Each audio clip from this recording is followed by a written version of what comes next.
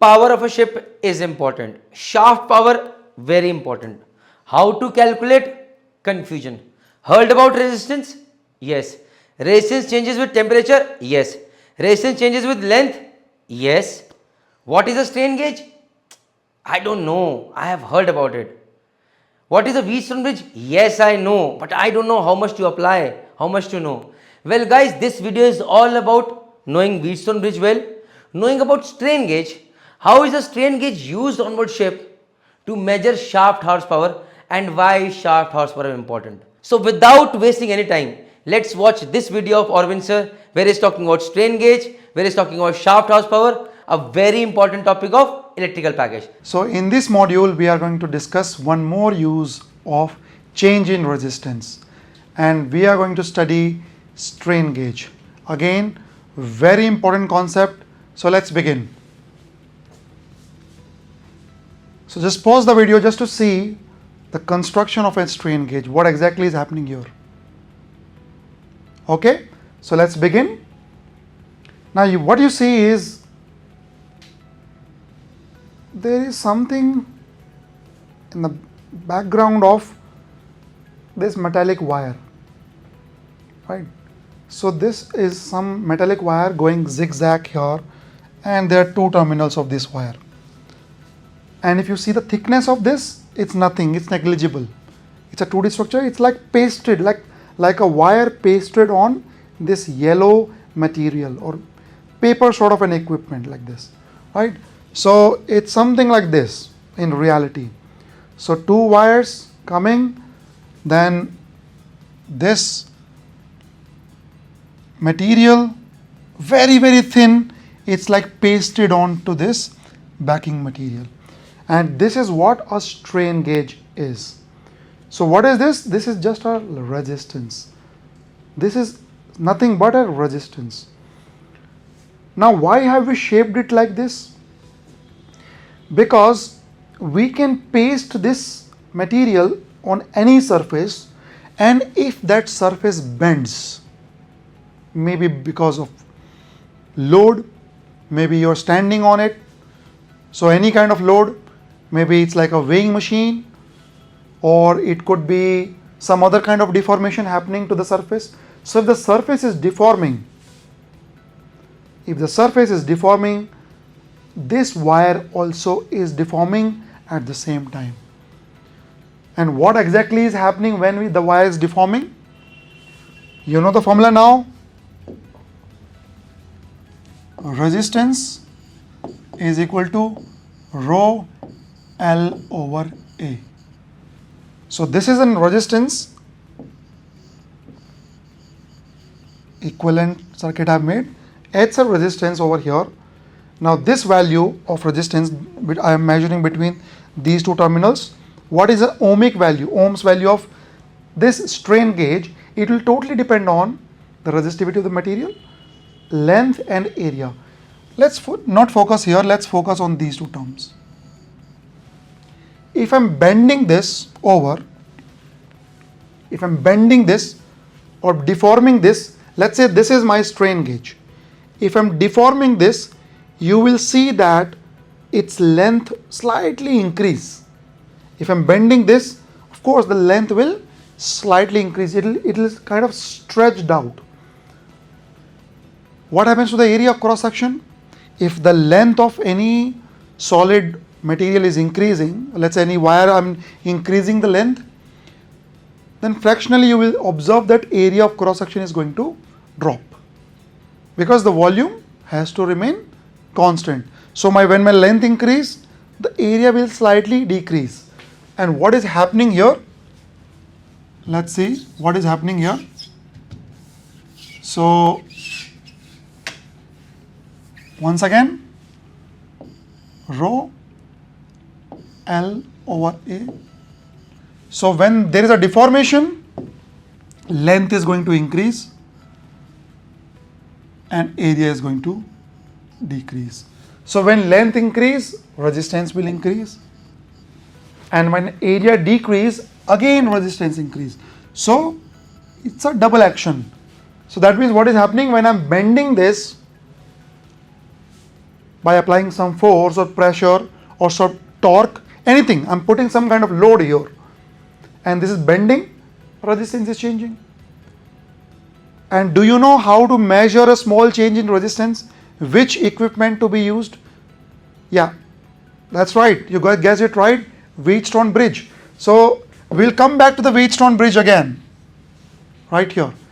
So things are interconnected. If you know the Wheatstone bridge, you know how can I change the resistance. You can measure the change in resistance, and at the same time you can also measure the property which changes the resistance. That could be a load, that could be torque, that could be weight, right? So that is why this principle is going to be used to measure those deformations. That means this principle can be used to measure load. Let's say your weighing machine, you're using a digital weighing machine, so this principle is going to be used. Where else you can measure torque here. Where do you need to measure torque on ship? Shaft torque meter. So your main engine shaft, so you want to measure the torque in the main engine shaft. And what is the formula of power? Power of shaft is nothing but torque times angular velocity. So if you know the RPM, you know the torque, you also know the shaft power. So that means if you using this thing, you can also measure the power, shaft power, right? So these are things that you can use this principle to. So again, if I'm bending this wire, my resistance is changing, and bridge is measuring any change in resistance in any arm. How? Because my voltage across these two terminals will change, which I can amplify and measure it. Simple, isn't it? All right. So I hope this part is clear. Uses of a resistance, the strain gauge is nothing but a resistance. I am changing it not by temperature this time, because I'm not reading temperature. I'm changing it by using some kind of mechanical deformation. So those mechanical deformation now I can measure how high the deformation was, and deformation are created by pressure or force or torque or load. All these parameters I'm going to measure using this principle here. So this is shaft power meter on a ship. This is the indicator which is telling me what is the shaft power at any given time, what is the torque value, what is the thrust value. Everything is being measured using a shaft power meter on board ship. And what does a shaft power meter use? Strain gauges.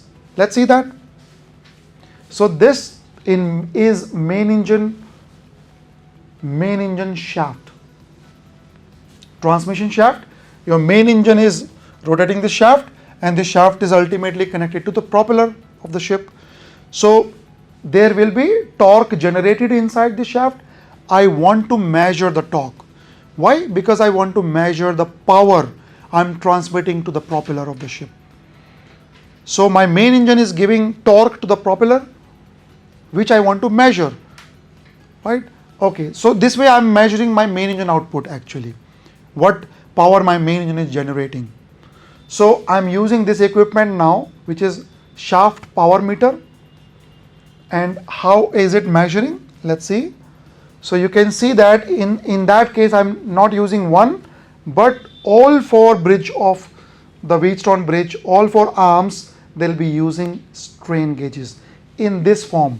So this is an actual picture of a shaft onto which these four strain gauges are pasted. You can see that they are pasted, and whenever the shaft moves, there will be very small deformation in the shaft, which we cannot see through naked eyes, but this equipment is very sensitive.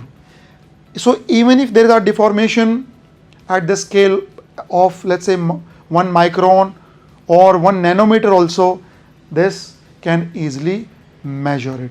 So when there is a twist in the shaft, of course there will be twist. Why? Because my propeller has got inertia, it doesn't want to move, and it has got, propeller has got inertia, also it has got a drag, it has got a resistance. Water doesn't want propeller to move, so propeller doesn't want to move, but main engine is forcing it to move. So there will be some marginal twist in the shaft. So these twists is a small deformation. So I am measuring those deformation in the shaft. So if I take a shaft, let's say this is a shaft here.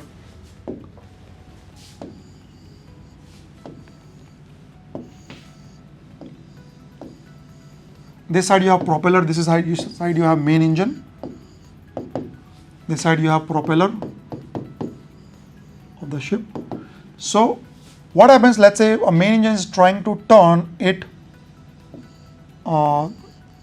let's say this way, but this doesn't want to go. So it will resist the motion this side. So when this will create a torque or deformation like this.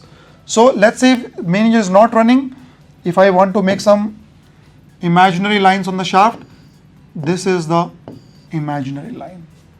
However, if the main engine start turning and I am imparting torque, so what is going to happen is these lines are down and these lines are up.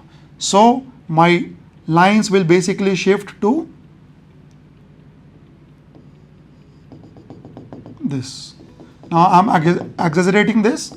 Of course, this can't be this much huge deformation, but ultimately this is going to happen like this. Let's say you arm twist something, right? So if let's say somebody is arm twisting you, you can see the deformation in the skin. It's the same thing, right?